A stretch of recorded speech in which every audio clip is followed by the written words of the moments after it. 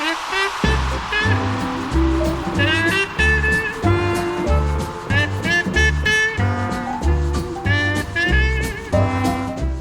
Tibbetts here, financial advisor with Jazz Wealth. Today is Teachable Tuesday, and today I want to teach you guys what to do once you get out of debt. There are tons of videos on what to do to get out of debt, but what happens once you get out of debt? What do you do once you've accomplished that mission? If you've done that, congratulations. If you're working on it, that's cool too. Stick with it. We can help. At Jazz Wealth, we manage your retirement investments. We help you with your Roth IRA, SEP IRA, whatever it may be.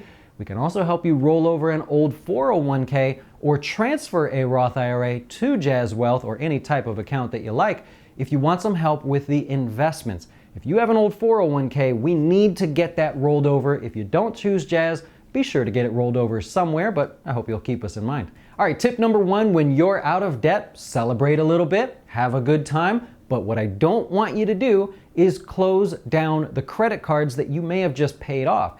See, personal loans, car loans, home loans, things like that, once you pay them off, they're gone. You can't ever use them again. But credit cards are a little bit trickier. Once you pay them off, you can still swipe that card and get back into debt. Now, I know you're focused. You don't want to get back into debt after all that work you just did to get out of debt. But what I don't want you to do is close those credit cards. You've got to trust yourself that you will not use those cards. If by chance you have to close any of those credit cards, close the newest credit card first. Don't close the one with the highest interest rate. Don't worry, they'll be calling. They'll offer a better rate. But close the one with the newest, the one that you opened the earliest back in time. The reason is credit history accounts for 15% of your credit score. So simply by closing a credit card, you could be reducing your credit score. And you just did all that work to get your credit score back up.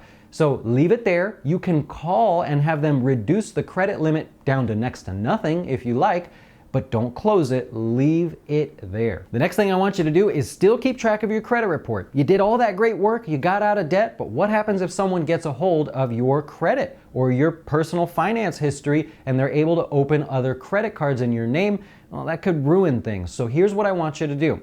I want you to check one credit report once a quarter. See, you get a free one every year. There are 3 credit reporting agencies. Check one from January to March, check the other one in the second quarter, check the third one in the third quarter, and take Christmas off. You're busy, you got things to do. It's Thanksgiving, Halloween, Christmas, New Year's, right? There's a lot going on. So don't check your credit report then. That will give you 3 free credit reports over a 9-month period, and you're just gonna take off that Christmas time. Starting in January again, I want you to check your credit report with the first credit agency that you chose and repeat the process. We're not looking to see if your credit score went up. You won't get that information. What we're looking to see is that everything that's paid off shows that it's paid off, and there are no new inquiries or no new credit lines that have been established unless it was you that decided to do that. So be sure to check your credit report once a quarter, but you get the last quarter off. The third thing I want you to consider is don't give up on debt, right? Just because you paid it off doesn't mean debt is a bad thing. I'm not one of those guys that says all debt is bad debt. There are times when a home loan is a good thing. If you're going to stay in that home or you just feel like you want to own a home, okay, you probably need a loan to get that house. Maybe a car loan. I'm not saying you go spend $100,000 on a Cadillac Escalade. They cost more than that now. You believe that? That's sort of ridiculous, but I'm not saying you spend all that money on a fancy car, but when you do buy a car, interest rates are currently at the lowest levels that we're ever going to see in our lifetimes, probably. So it might make sense for you to get a loan just to get the car, and then maybe you pay it off faster. That's okay too. If you don't like the debt, maybe you get a 5-year car loan, but you pay it off in 2 years. That's okay. At this point where interest rates are, home loans, car loans, things like that, they're okay. They're not costing you an arm and a leg. That will change. If you're watching this, it's 2018. You may have noticed rates have already started to go up, but for now, not a bad thing. What's bad? Credit cards. Don't fall into that again. Come on, you just did all that work to get out of credit card debt or pay them down. Let's try to stay away from those and only use credit for things that make sense and at a rate that makes sense as well. And the fourth thing I want you to keep in mind after you get out of debt is to really focus on your retirement goals. See, you just saved all that money from paying debt. Now invest in yourself.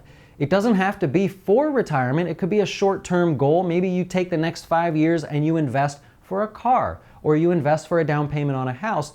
But we need to keep the future in mind because you are getting older. I'm getting older. You see the wrinkles and sort of the bald spot there?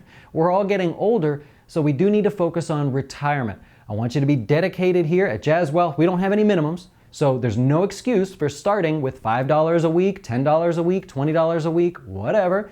Make sure you're staying consistent and make sure you invest in yourself. Take it, Snatch.